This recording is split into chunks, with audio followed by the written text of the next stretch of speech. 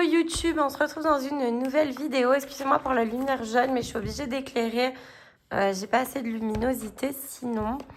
Alors, je vous avais promis dans la vidéo review de cet oracle que j'allais vous faire le tirage de la descente en luge, il me semble. Alors, voyons voir. On va le prendre et on va s'en occuper. Alors, je prends le modèle de tirage juste ici à côté de moi. Le tirage est comme un parcours en luge sur une pente enneigée. Vous y ferez face à votre défi actuel. Première carte. Vous recevrez de l'aide pour avancer. Vous vous rendrez de ceux qui vous manquent en deuxième et troisième carte. La quatrième carte vous montrera comment votre entourage vous influence et la cinquième mettra en lumière une influence inconsciente. Allez, c'est parti. Alors, quel défi avez-vous actuellement? Évidemment, c'est un tirage général, ça ne pourra pas parler à tout le monde. Quel défi avez-vous actuellement? Ok, ça a sauté. Le maître. Vous voyez, on voit ici la lumière, une personne qui tient du coup la lanterne. Peut-être que le défi que vous avez en ce moment, c'est que vous n'êtes pas maître de ce que vous souhaitez faire. Il vous manque un petit quelque chose, je pense en tout cas dans votre vie, pour vous sentir complètement éclairé, pour vous sentir complètement aligné. Et là, pour l'instant, on voit que c'est pas totalement le cas. Donc le défi, c'est ça, c'est manque d'alignement.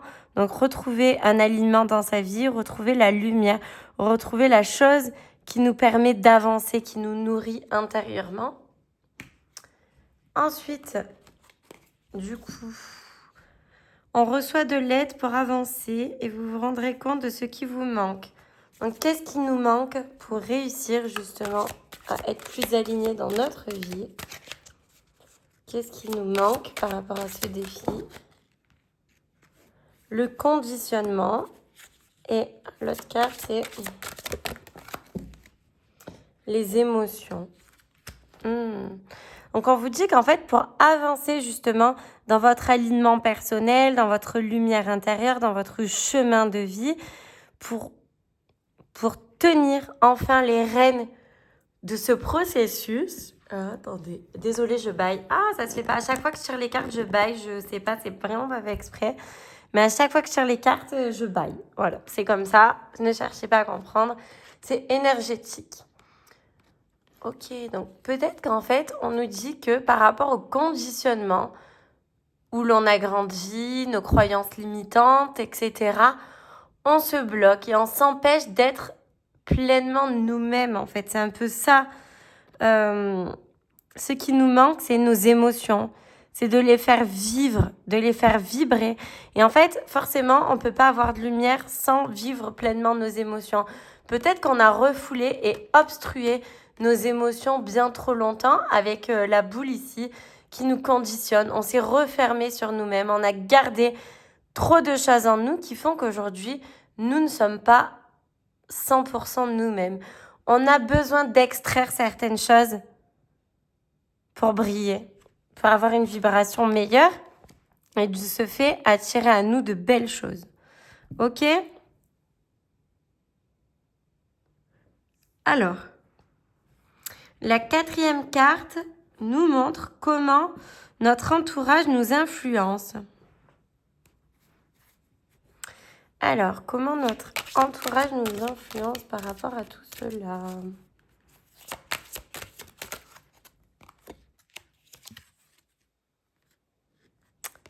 Nous avons la carte de la méditation. Et quand on a la méditation, justement, on est seul. Donc peut-être que justement, notre entourage ne nous insuffle pas assez de sérénité pour pouvoir être totalement soi. On vit peut-être dans une période de stress, de conditionnement de vie qui fait que même notre entourage n'arrive pas à être là pour nous, alors que peut-être qu'on en aurait besoin. Derrière, on avait la carte de la préparation. La 5e carte, c'était la lumière, une influence inconsciente. La préparation, c'est peut-être justement travailler sur tout ça.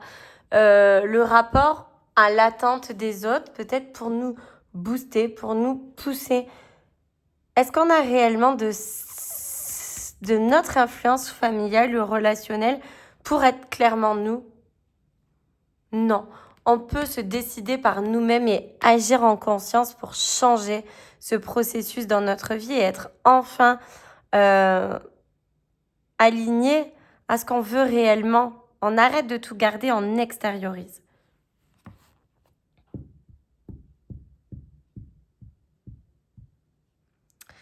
Celle que vous abritez sans vous en rendre compte, c'était ça.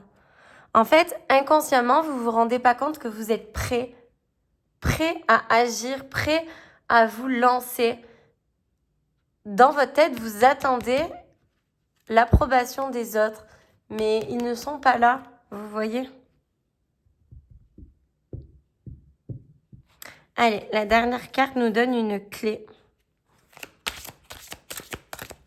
pour ce parcours.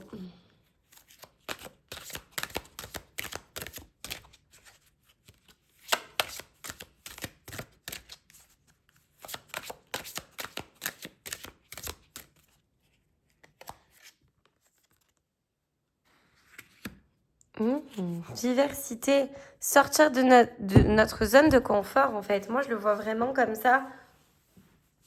Bon, moi je l'ai fait comme ça, mais en vrai il fallait faire un des slaloms, sinon ça rentrait pas dans l'objectif de la caméra, qui est d'ailleurs tordu, je sais pas pourquoi. Bon bref, c'est pas grave. C'est le téléphone, il est trop lourd. Donc ici, nous avons la diversité pour oser être, pour briller, pour retrouver sa lumière intérieure. On nous invite à sortir de notre zone de confort. La diversité, c'est ça, c'est oser, aller rencontrer du monde, faire de nouvelles choses. Vous voyez, ici, il y a un marché de Noël. Mais c'est ça, c'est aller diversifier sa vie. Peut-être qu'ici, en fait, vous êtes rentré dans une routine où votre vie fait que vous vous conditionnez, métro, boulot, dodo. Mais où sont vos émotions? Où est cette flamme de vie, en fait? C'est ça, la lumière qu'on recherche. C'est cette petite flamme qui nous réchauffe, qui nous donne le sourire, qui nous fait du bien. Peut-être que, moi, je pense que vous vous êtes perdu par rapport à vos émotions, par rapport à un train de vie peut-être familial, à des émotions, je pense, transgénérationnelles qui se sont enfouies plutôt, qui vous ont conditionné.